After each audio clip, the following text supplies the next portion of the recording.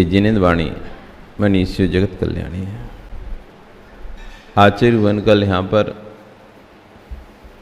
चर्चा कर रहे थे कि ना तो अत्यंत हर्ष में, ना अत्यंत विषाद में, ना तो अत्यंत हर्ष में तत्व का निर्णय होता, ना अत्यंत विषाद में तत्व का निर्णय होता है। तत्व का निर्णय साम्य अवस्था में होता है, क्योंकि हर्ष भी संक्लिष्टता है और विषाद भी संक्लिष्टता है। लोक में हर्ष को आनंद माना जाता है, खुशी हो रही ना, वाह आनंद आ गया, बड़ा आनंद आ गया, ऐसा बोलते हैं ना।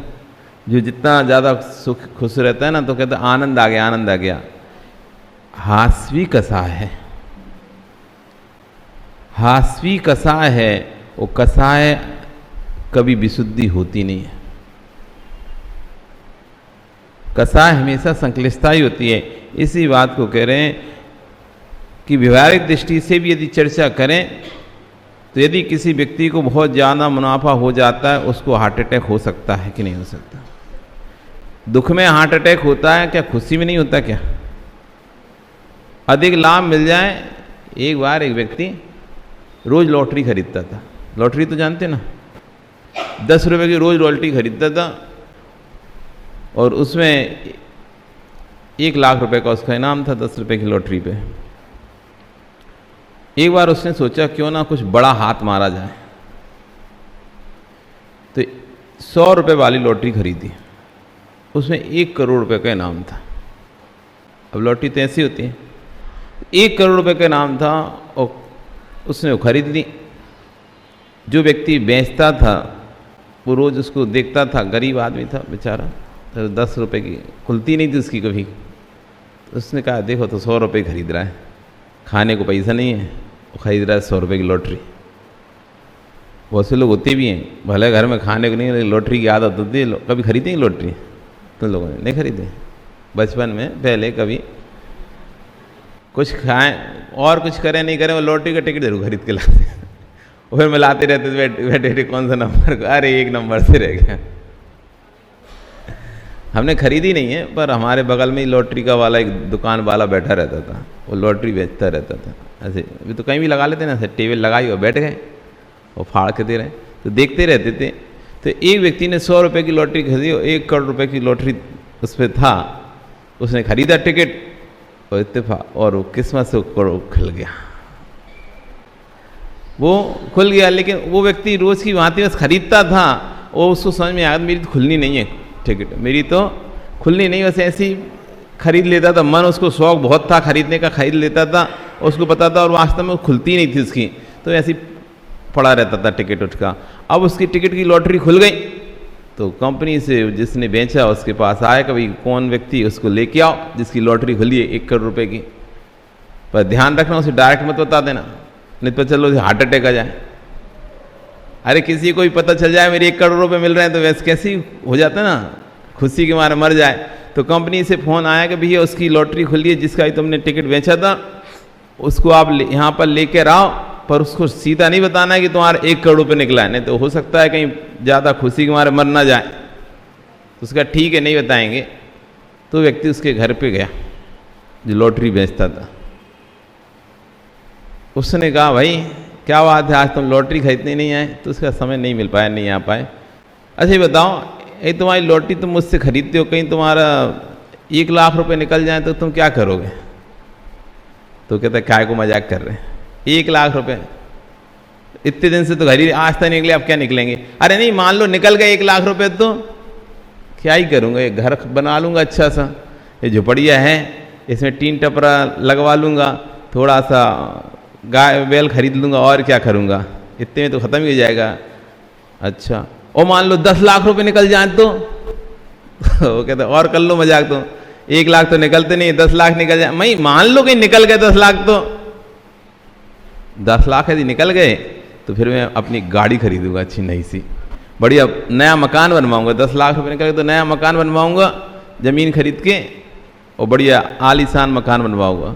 अच्छा वो मान लो और ज़्यादा निकल जाए, 50 लाख निकल जाए तो क्या ही मजाक करते रहते हैं। अरे नहीं पूछ रहे, मान लो कहीं निकल गए 50 लाख तो क्या करोगे? अब 50 लाख निकल गए तो वो सोचता है क्या करूँगा इतने पैसे का, तो कह रहे एक ज़मीन वमीन खरीद लूँगा, कुछ दान पुण्य कर दूंगा, ऐसे करके अपने पैसे बता रहा था।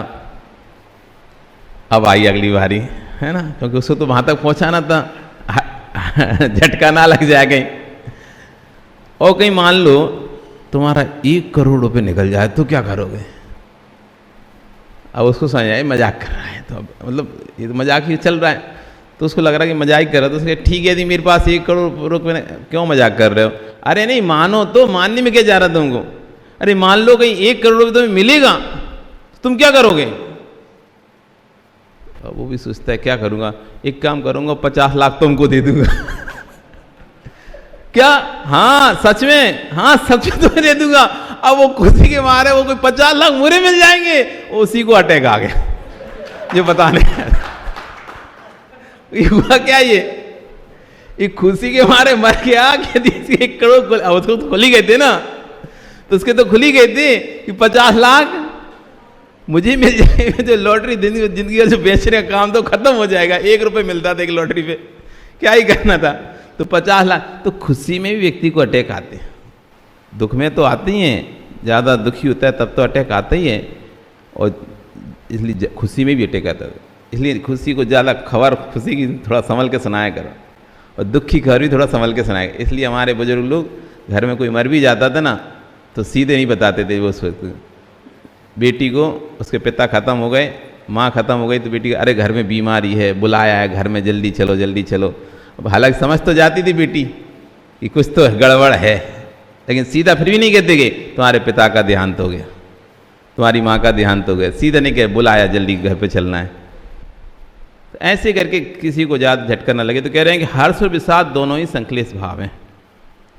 यदि विषाद में हृदयघात होता है तो स्वीकार था, प्रसन्नता में नहीं होना चाहिए था, जबकि प्रसन्नता में भी हृदयघात होता है। विवेक जो है मध्यस्थ भाव है। निद्रालु पुरुष को सम्यक दर्शन प्राप्त नहीं होता। सम्यक दर्शन जब भी होता है जागृत अवस्था में होता है, सोते में नहीं होता। आयुबंध भी होता है तो परिणामों की तीव्रता में आयुबंध नहीं होता। अत्यंत हीनता में अभी आयुबंध नहीं होता। जब कसाय और परिणामों की मध्यम अंश की अवस्था होती है तब आयुबंध होता है। आयु का भी बंद होता है तो कब होता है? जब मध्यम अवस्था रहती है। कसाय ज़्यादा तीव्र है उस समय भी आयुबंध नहीं होता। कसाय एकदम मंद है ना, तब भी आयुबंध नहीं होता। इसलिए तो 10वें गुण स्थान के ऊपर उधर आयुबंध ही नहीं होता, उधर 11वें के बाद उधर। क्यों? क्योंकि वहाँ पर कसाय एकदम मंद हो जाती है, सूक्ष्म कसाय हो जाती है, सूक्ष्म, और उसमें आयुबंध होता ही नहीं है। अरे आप तो गोमड़ सार पढ़िए, कसाय और लेशा के मध्यम अंश में ही आयुबंध होता है। जैन दर्शन की तत्व गहराइयाँ हैं। एक ज्ञानी जहाँ लोग वर्तमान में हृदयघात को की माप तोल करते हैं, अब कहीं नहीं जाना। लेशा स्थान, परिणाम और ज्ञान की धारा हर पुरुष के शरीर को स्वस्थ, उसके हर पुरुष का शरीर उसके स्वास्थ्य उसके हाथ में है। सहज हो जाओ। जो लोग ध्यान की बात किया करते हैं, भैया कुछ भी नहीं है। जिस विषय का निर्णय जिनमें कभी नहीं हुआ उस विषय का निर्णय करना ही ध्यान है। ध्यान क्या है? जिस विषय का निर्णय आपने जीवन में कभी किया ही नहीं है उस विषय का निर्णय करना ध्यान है। शांत परिणाम हो जाएं जहाँ पर अपने आप मस्तिष्क में विषय प्रारंभ हो जाएगा। तत्व कैसे दिखाई देता है? द्रुत गति से चलता हुआ पंखा आपको दिखाई देता है क्या? यदि पंखा को आप 5 की स्पीड में कर दो, आपको उसकी पंखुड़ी दिखाई देंगी क्या? क्यों? तीव्र गति से चल रहा है ना। और जब वही पंखा धीमे धीमे चलना प्रारंभ होता है तो आपको उसकी पंखुड़ियां दिखाई देती नहीं देती। बस यही उदाहरण के माध्यम से शास्त्री गुण कर रहे हैं। जब अपने मस्तिष्क में कसाएं तीव्रता से चलती हैं तो हमें तत्व का निर्णय नहीं होता है।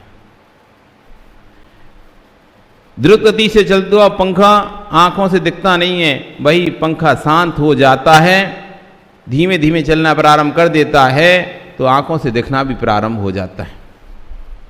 ये भी आपके मस्तिष्क तक पहुंच जाए, इसलिए इतना लघु दृष्टांत आचार्यवन जानकर दे रहे हैं। द्रुत गति से घूमता पंखा दिखाई नहीं देता, वही पंखा गति को मंद कर दें तो आंखों से दिखाई प्रारंभ हो जाता है। जिस प्रकार द्रुत गति से पंखे की पंखुड़ियाँ दिखाई नहीं देती, ऐसे ही भावों की द्रुति जब कसायक होती है तब ना अरिहंत दिखाई देते हैं न निर्गंध दिखाई देते हैं। जब हमारी कसायों की गति द्रुत हो जाती है, तीव्र गुस्सा आ रहा हो, संदीप तुम्हें यहीं पे आ रहा है गुस्सा, यहाँ तुम्हें गुस्सा आ जाए जोर से, तो बताओ कौन से भगवान दिखाई देंगे उस समय तुम्हें? पारसनाथ कि पद्म प्रभु कि महावीर स्वामी कि जिस पे गुस्सा उसका चेहरा? यदि यहीं पर तुमको गुस्सा आ जाए जोर से तो कौन से भगवान उस समय दिखाई देंगे? भगवान नहीं दिखाई देंगे उस समय, निर्गंत गुरु भी नहीं दिखाई देंगे, अरिहंत भी नहीं दिखाई देंगे। जिस पर गुस्सा आ रहा है बस वो ही दिखाई देगा। कोई कहेगा भी तो अभी शांत रहो, अभी 2 मिनट चुप रहो, अभी कुछ मत बोलो, ऐसे ही बोलोगे आप। अभी हमें सब कुछ नहीं सुनना, तुम अभी 2 मिनट रुको, शांत रहो। कसाय में व्यक्ति को कुछ भी नहीं समझ में आता, और जब वही कसाय मंद होती है तो उसे लगता है अरे यार हमने कहाँ पे मंदिर में गुस्सा कर दिया। आप कभी गुस्सा करने के बाद कभी आपको लगता होगा कि यार क्यों फालतू गुस्सा किया? नहीं लगता क्या? बहुत बार दुकान पर भी बैठ के नहीं आती, आप कस्टमर को भी चिल्ला देते हो या भगा देते हो, तो बाद में आपको लगता है क्या ही था, कर लेते वापस, क्या जा रहा था। मतलब उस समय आ गए, नहीं करना वापस, नहीं, सामान वो लेके आए ना, अपन अकड़ गए नहीं करना, और बहस हो गई दुनिया भर की। बाद में जब आप शांत हुए, क्या ही था, कर लेते, दूसरे को दे देते। बिगड़ा क्या था? पैक का पैक था, ये नहीं तो दूसरा से ले जाता, कोई ना कोई ले जाता। लेकिन अब समझ में कब आया ये बात? जब कसाय मंद हो गए।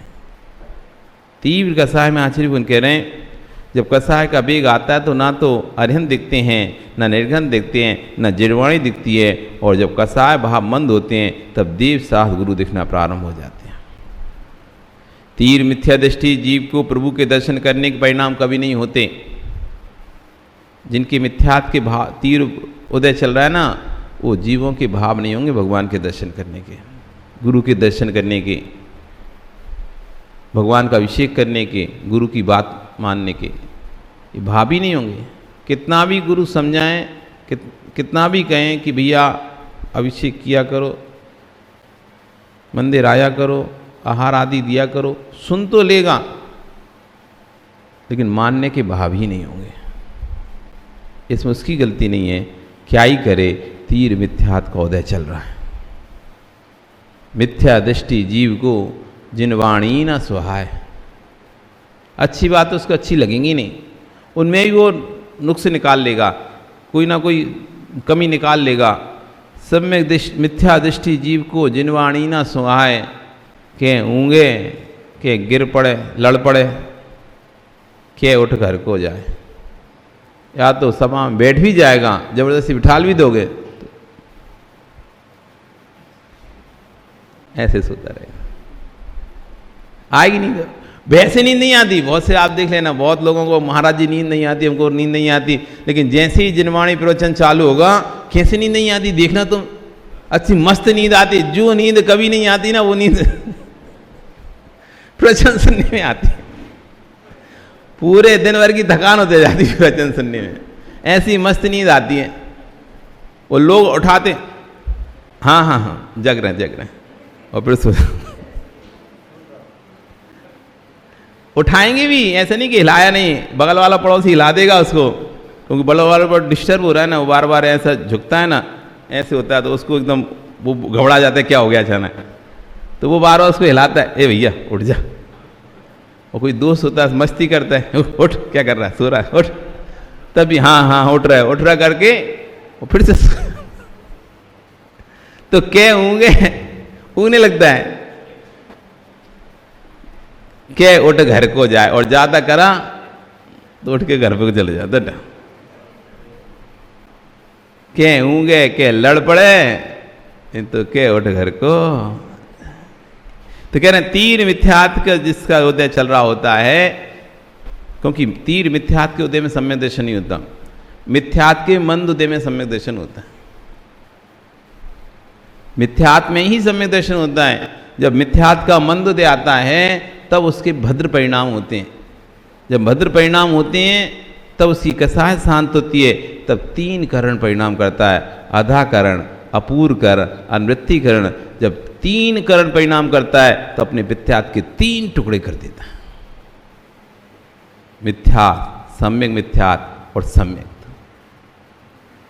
जब सम्यक प्रीति का उदय आता है तो क्षोभसम समदर्शन को हो जाता है। और जब इनको दबा के रखता है जब तक, तब तक उपसम सम्यक बना रहता है। और जब इनका नाश कर देता है तो क्षायिक सम्यक दर्शन है। तो ये कब होगा? जब वो भद्र परिणामों से युक्त होगा।